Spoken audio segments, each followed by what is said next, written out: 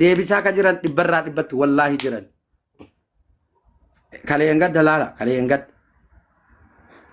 yeroo torbee itti dhufu kan inshallah afaan rabbiitiin namoota tarkaanfii irratti fudhatan fakkeenya ani gaafa akkaataa kanaan dubbadhu na xiqqeesse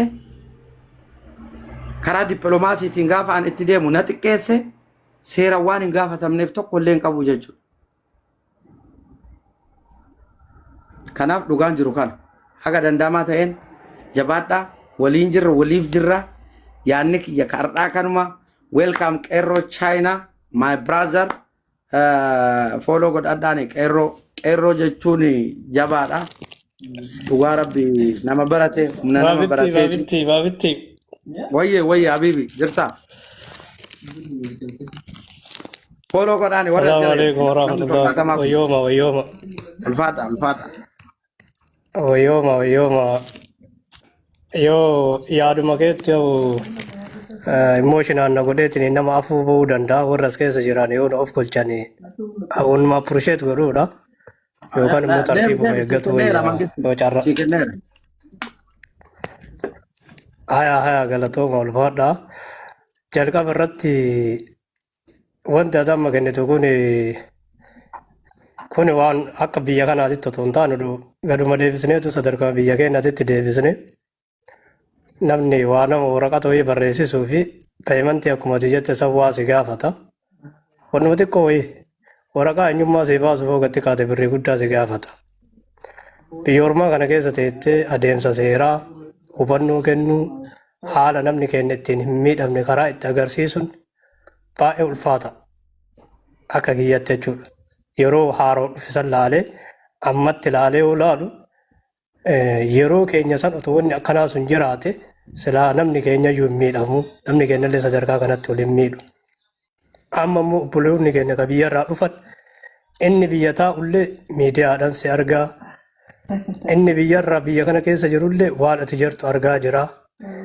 Guddaan nama keenyaa ammoo wal tuffatuu fi walitti naafuu kanatu xiqqoo amala nutti ta'e. Yoo atas baateetiin akkanatti gatii kaffaltu garii waa argataa jiraa jedha akka waan gara biraatiin namni waa namaa kennaa jiru kalaalu jira. Warri ati haasoftuuf akkas ka jedhu jira. Warri irratti haasoftu ammoo nama biddeena isaati irra cirrachanayte waan ta'eef sagaleen kee jira baabitti.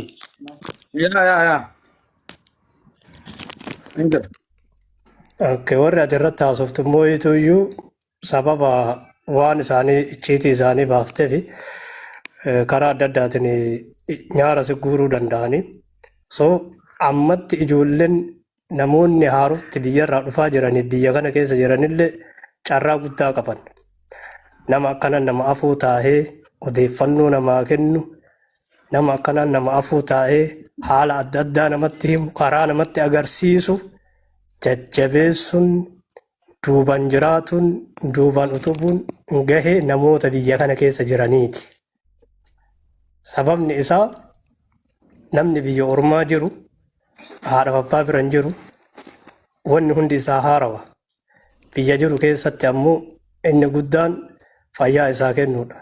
Inni lammataa ammoo haala biyya san keessa jiru seera biyya san keessa jiru rule and regulation biyya san keessatti qabu mirgaa fi dirqama biyya san keessa qabu nama isa afuu achi jiru nama isaa dubbatu irraa baratuu qaba. Maybe yoo kana jedhu namni biyyaa dhufu digrii qabaatuu dandeetta, maastarii qabaatuu dandeetta, barnoota qabaatuu dandeetta. Biyya kana keessatti ammoo nama biyya kana turetu iyyuu nama biyya kana keessa adeemsa seeraa beekutu iyyuu si'ii biyyatti maastarii qabu san caalaa hubannoo qabaa jechuudha. Kanaaf namoonni waan tokko jechuu danda'anillee akkasitti hubatan. Inni iyyuu hin jiru carraa akkanaa dhugaa rabbiitti carraan akkanaa hin jiru. Carraan akkana namni nama afuu taa'ee gatii kaffalee akkanatti waa nama odeeffannoo namaa kennu kun hin jiru iyyuu. Ani akka kiyyatti wanni ansiin jedhu gidee baay'illee sababuma si jaaladhuu fi namoota warra silaa warra seeratiin adeemsa seeratiin waan kana hordofuu qaban maaliif si cinaa hin jiraanne maaliif ofitti sin qabne naaf hubatta jedhee yaada. fakkeenyaaf ijoolleen community keessa jiran akka ati gatii kaffalaa jirtu kanatti ana I don't know maybe kaffaluu danda'anii karaa hubannoo dhabuu kan qootin ta'uu danda'a. Garuu ifatti aibee akka miidiyaatti gatii kaffalaa jiru kalaqxee kenneetiin odeeffannoo kennu kun sihi namoota birallee dabalatee jechuudha. Isaanirrallee akka keetii kana eeyna naaf hubatta jedhee yaada.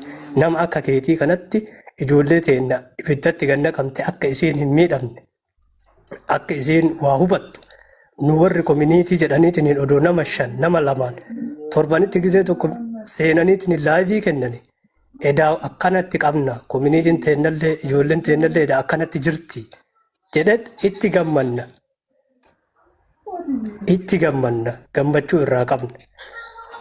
Lammaffaa ammoo warri impaasii waan baay'ee hojjetaa jirani yes wanna hojjetaa jiranitti garuu wantoota hojjetaa jiranitti garuu nama akka keetii kan ofitti qabuu qaban hin hubatta jedhee yaada.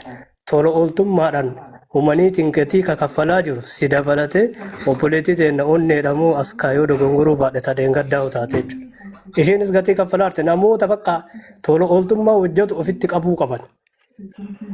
Guyyaadha kiyyaa beeku ofitti qabuu qaban. Sababni isaa hojii isaan hojjetuu qaban isaanirraayyuu ba'aa buusan akkuma jette. Isaan gargaaraa jiran. Nama isaan gargaaru ammoo biyya kamitti mootummaan kamiyyuu ofitti qabeetiin hojii ati hojjetaa jirtudha appreciate godha. Qaamni impaasillee odoo ofitti akkasitti isin qabee si dabalatee eenyu obboleettii teennatanii sooyyee dabalatee namoota akkasii sanniin isin cinaa dhaabbatuun sila akka kiyyatti hin hawwaa sanirraa kaa'ate. Sagaleen kee yoo jiraate qo'imee waarningiin akka inni jira jedhi wanno gabayeetiin deebi'aashi. Okay.